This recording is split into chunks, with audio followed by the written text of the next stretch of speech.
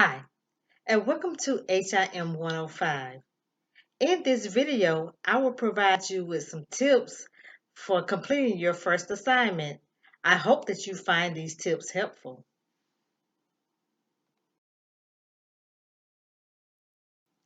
Question 1. For question 1, I would check page 94 in the textbook Documentation for Health Records, as well as check the resource list of websites that I've added in the file area for the course shelf.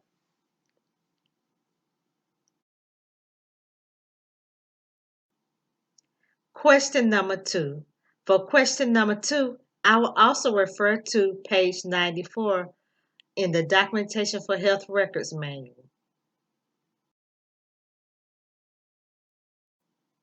Question number 3.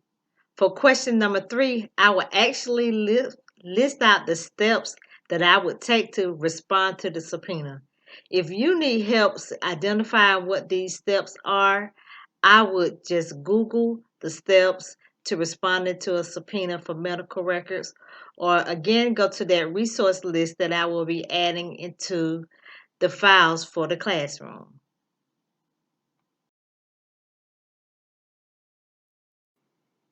Question number 4.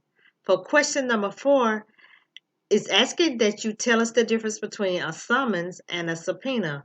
And once again, I'm going to refer you to page 94 in the Documentation of Health Records manual.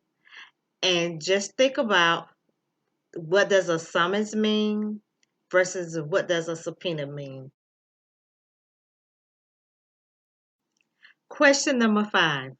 For question number 5, I would just Google medical record retention laws for the state of, and fill in the blank with your state. For example, for me, I can Google medical record retention laws for the state of Georgia, and it should pull up the legal regulations for your state. Never underestimate the power of Google. Question number 6. For question number 6, you would just go to court and let them know what your state laws are and what your facility's retention policy is. And you could Google medical record retention policy for your state, or you could Google any generic medical record retention policy, and they're pretty much the same.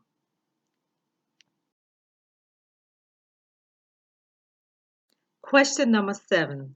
For question number 7, you can refer to those medical record retention policies that you Googled for the previous questions, as well as refer to the reference list I will post to the Library of AHIMA article about retention and destruction.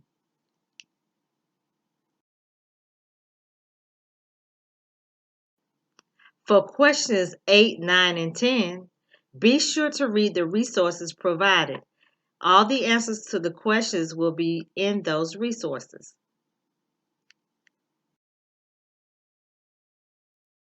For questions 11 and 12, refer to the Joint Commission website for the answer.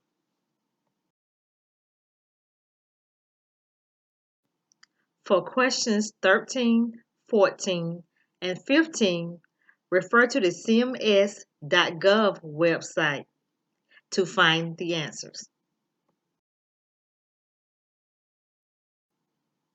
Question 16 will take some time to complete. For question 16, list each page of the medical record, and for each page of that medical record, list all of the identifiers that you would de-identify from the page.